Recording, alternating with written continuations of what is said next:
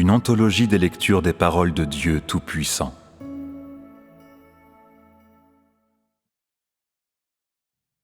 Tu verras le corps spirituel de Jésus lorsque Dieu aura renouvelé le ciel et la terre.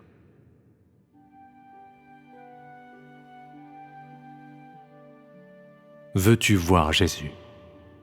Veux-tu vivre avec Jésus? Veux-tu entendre les paroles prononcées par Jésus? Si tel est le cas, alors comment accueilleras-tu le retour de Jésus? Es-tu totalement préparé? De quelle manière accueilleras-tu le retour de Jésus? Je pense que chaque frère ou chaque sœur qui suit Jésus voudrait donner un bon accueil à Jésus.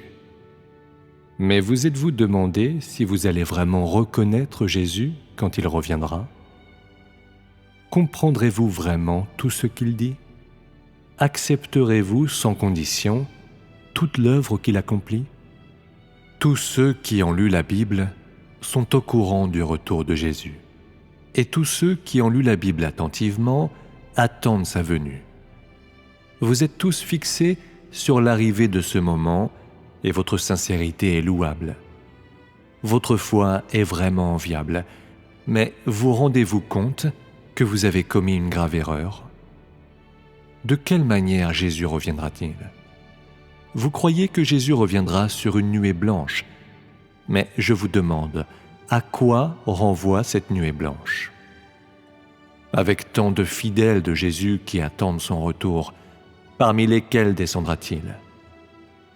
Si vous êtes les premiers parmi lesquels Jésus descend, les autres ne verront-ils pas cela comme extrêmement injuste? Je sais que vous êtes d'une grande sincérité et fidélité envers Jésus. Mais avez-vous déjà rencontré Jésus? Connaissez-vous son tempérament? Avez-vous déjà vécu avec lui? Que comprenez-vous exactement de lui?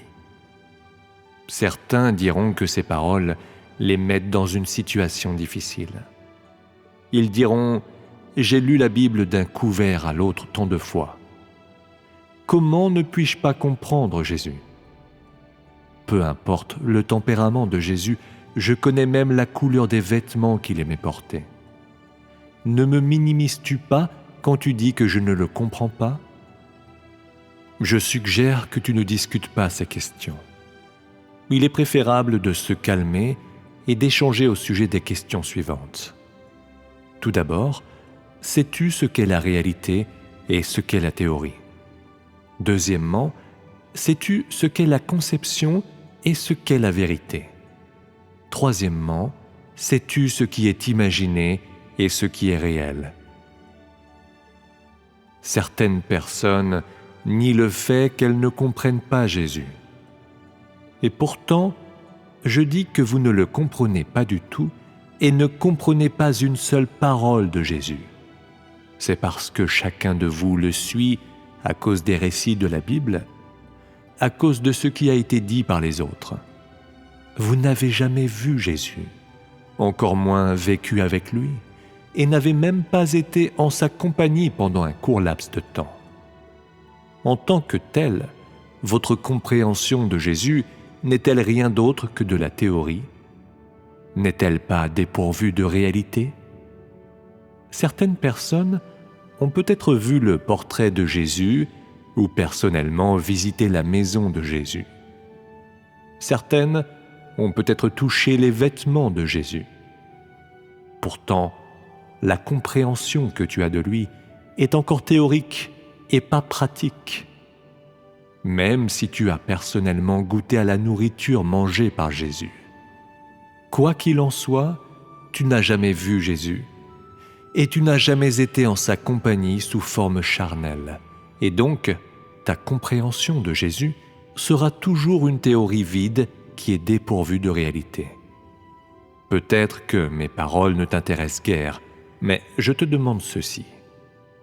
Bien que tu aies pu lire de nombreux travaux de ton auteur préféré, peux-tu le comprendre en profondeur sans jamais avoir passé de temps avec lui? Sais-tu quelle est sa personnalité? Sais-tu quel genre de vie il mène? Sais-tu quelque chose de son état émotionnel? Tu ne peux même pas totalement comprendre un homme que tu admires. Alors, comment pourrais-tu comprendre Jésus-Christ? Tout ce que tu comprends de Jésus est plein d'imagination et de conceptions erronées et ne contient ni vérité ni réalité. C'est dégueulasse et plein de chair. Comment une telle compréhension pourrait-elle te qualifier pour accueillir le retour de Jésus? Jésus ne recevra pas ceux qui sont pleins de fantasmes et de conceptions de la chair. Comment ceux qui ne comprennent pas Jésus sont-ils aptes à être ses croyants? Voulez-vous savoir ce qui a poussé les pharisiens à s'opposer à Jésus? Voulez-vous connaître l'essence des pharisiens? Ils étaient remplis de fantasmes sur le Messie. De plus, ils croyaient seulement que le Messie viendrait, mais ne cherchaient pas la vérité de la vie. Et ainsi, encore aujourd'hui, ils attendent encore le Messie, car ils n'ont aucune connaissance de la voie de la vie, et ne savent pas ce qui est le chemin de la vérité. Comment, dites-moi, ces gens insensés, têtus et ignorants, pourraient-ils obtenir la bénédiction de Dieu? Comment pourraient-ils voir le Messie? Ils se sont opposés à Jésus parce qu'ils ne connaissaient pas la direction de l'œuvre du Saint-Esprit, parce qu'ils ne connaissaient pas le chemin de la vérité dont Jésus a parlé, et en outre, parce qu'ils ne comprenaient pas le Messie. Et puisqu'ils n'avaient jamais vu le Messie et n'avaient jamais été en compagnie du Messie, ils ont commis l'erreur de rendre un hommage vide au nom du Messie tout en s'opposant à l'essence du Messie par tous les moyens. Ces pharisiens, en essence, étaient têtus, arrogants et n'obéissaient pas à la vérité. Le principe de leur croyance en Dieu est, quelle que soit la profondeur de ta prédication, quelle que soit la hauteur de ton autorité, tu n'es Christ que si tu es appelé le Messie. Ces opinions ne sont-elles pas absurdes et ridicules? Je vous demande encore, n'est-il pas extrêmement facile pour vous de commettre les erreurs des premiers pharisiens, étant donné que vous n'avez pas la moindre connaissance de Jésus? Peux-tu discerner le chemin de la vérité? Peux-tu vraiment garantir que tu ne t'opposeras pas à Christ? Peux-tu suivre l'œuvre du Saint-Esprit? Si tu ne sais pas si tu vas t'opposer à Christ, alors je dis que tu vis déjà à 2 doigts de la mort. Ceux qui ne connaissaient pas le Messie étaient tous capables de s'opposer à Jésus, de rejeter Jésus, de le calomnier. Les gens qui ne comprennent pas Jésus sont tous capables de le renier et de le vilipender. De plus, ils sont capables de voir le retour de Jésus comme la tromperie de Satan, et plus de personnes vont condamner le fait que Jésus redevienne chair. Est-ce que tout cela ne vous fait pas peur? Ce à quoi vous faites face sera un blasphème contre le Saint-Esprit, la ruine des paroles du Saint-Esprit aux églises et la répudiation de tout ce qui est exprimé par Jésus. Que pouvez-vous gagner de Jésus si vous êtes si embrouillé? Comment pouvez-vous comprendre l'œuvre de Jésus quand il revient dans la chair sur une nuée blanche si vous refusez obstinément de vous rendre compte de vos erreurs? Je vous dis ceci. Les gens qui n'acceptent pas la vérité, mais attendent aveuglément l'arrivée de Jésus sur des nuées blanches, blasphémeront certainement contre le Saint-Esprit, et c'est l'espèce qui sera détruite. Vous aspirez seulement à recevoir la grâce de Jésus, et vous voulez simplement profiter du royaume bienheureux du ciel. Pourtant, vous n'avez jamais obéi aux paroles de Jésus, et vous n'avez jamais reçu la vérité exprimée par Jésus quand il revient dans la chair. Qu'offrirez-vous en échange pour le fait que Jésus revient sur une nuée blanche? Est-ce la sincérité par laquelle vous commettez inlassablement des péchés et puis les avouez sans cesse? Qu'offrirez-vous en sacrifice à Jésus qui revient sur une nuée blanche? Est-ce les années de travail par lesquelles vous vous exaltez? Qu'offrirez-vous pour que Jésus qui revient ait confiance en vous? Est-ce votre nature arrogante qui n'obéit à aucune vérité? Votre fidélité n'est qu'en parole. Votre connaissance est simplement intellectuelle et conceptuelle. Vos labeurs visent seulement à recevoir des bénédictions du ciel. Et donc, à quoi votre foi doit-elle ressembler? Même aujourd'hui, vous faites toujours la sourde oreille à chaque mot qui dit la vérité.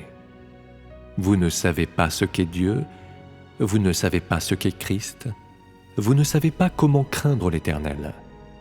Vous ne savez pas comment entrer dans l'œuvre du Saint-Esprit, et vous ne savez pas comment distinguer l'œuvre de Dieu lui-même et les supercheries de l'homme. Tu ne sais que condamner toute parole de vérité que Dieu exprime, qui ne se conforme pas à ta pensée. Où est ton humilité?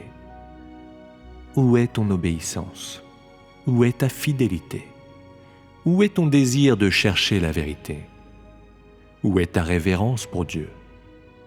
Je vous le dis, ceux qui croient en Dieu, à cause des signes, sont sûrement la catégorie qui souffrira de la destruction. Ceux qui sont incapables d'accepter les paroles de Jésus, qui est revenu dans la chair, sont sûrement la lignée de l'enfer. Les descendants de l'archange, la catégorie qui sera soumise à la destruction éternelle. Beaucoup de gens ne se soucient peut-être pas de ce que je dis, mais je veux toujours dire à chaque soi-disant saint qui suit Jésus que, quand vous verrez Jésus descendre du ciel sur une nuée blanche de vos propres yeux, ce sera l'apparition publique du soleil de justice. Peut-être que ce sera un moment de grande excitation pour toi, mais tu dois savoir que le moment où tu seras témoin de la descente de Jésus du ciel est aussi le moment où tu descendras en enfer pour être puni. Ce sera l'annonce de la fin du plan de gestion de Dieu, et ce sera quand Dieu récompensera le bien et punira les méchants. Car le jugement de Dieu aura pris fin avant que l'homme ne voie des signes, quand il n'y aura que l'expression de la vérité. Ceux qui acceptent la vérité et ne cherchent pas des signes, et donc ont été purifiés, iront devant le trône de Dieu et entreront dans les bras du Créateur. Seuls ceux qui persistent à croire que le Jésus qui ne monte pas sur une nuée blanche est un faux Christ seront soumis à un châtiment éternel, car ils ne croient qu'au Jésus qui manifeste des signes, mais ne reconnaissent pas le Jésus qui proclame le jugement sévère et libère la vraie voie de la vie. Et donc, il est certain que Jésus s'occupera d'eux quand il reviendra ouvertement sur une nuée blanche. Ils sont trop têtus, trop confiants en eux-mêmes, trop arrogants. Comment ces dégénérés pourraient-ils être récompensés par Jésus? Le retour de Jésus est un grand salut pour ceux qui sont capables d'accepter la vérité, mais un signe de condamnation pour ceux qui sont incapables d'accepter la vérité. Vous devriez choisir votre propre chemin et ne devriez pas blasphémer contre le Saint-Esprit et rejeter la vérité. Vous ne devriez pas être quelqu'un d'ignorant et d'arrogant, mais quelqu'un qui obéit à la direction du Saint-Esprit, qui désire et cherche la vérité. Ce n'est que de cette manière que vous en profiterez. Je vous conseille de suivre le chemin de la croyance en Dieu avec soin. Ne tirez pas des conclusions hâtives. De plus, ne soyez pas décontracté et insouciant dans votre croyance en Dieu. Vous devriez savoir, tout au moins, que ceux qui croient en Dieu devraient être humbles et révérencieux. Ceux qui ont entendu la vérité et qui pourtant la dédaignent sont stupides et ignorants. Ceux qui ont entendu la vérité et pourtant tirent négligemment des conclusions ou la condamnent sont assaillis par l'arrogance. Aucune personne qui croit en Jésus n'est apte à maudire ou condamner les autres. Vous devriez tous être des personnes qui sont rationnelles et qui acceptent la vérité.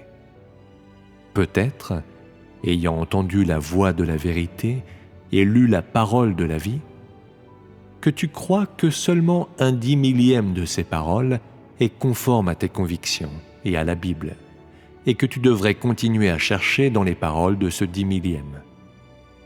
Je te conseille encore d'être humble, de ne pas être trop confiant et de ne pas t'exalter trop hautement. Avec ton cœur qui ne vaut qu'une si petite révérence à Dieu, tu recevras une lumière plus vive. Si tu examines attentivement et que tu réfléchis constamment à ces paroles, tu comprendras si elles sont ou non la vérité et si oui ou non elles sont la vie.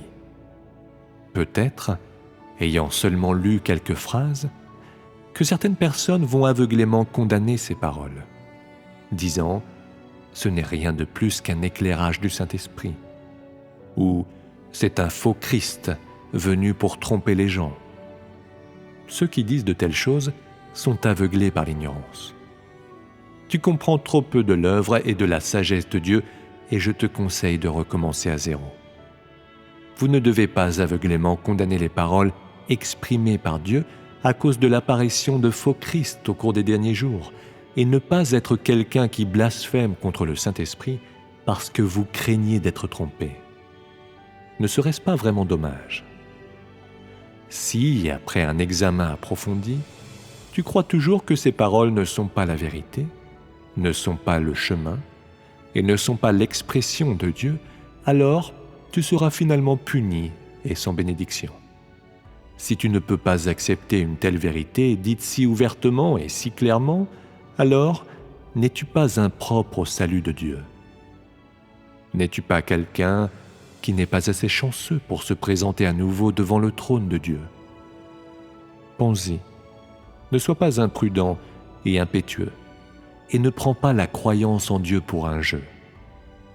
Pense au bien de ta destination, de tes perspectives, de ta vie, et ne joue pas avec toi-même. Peux-tu accepter ces paroles ?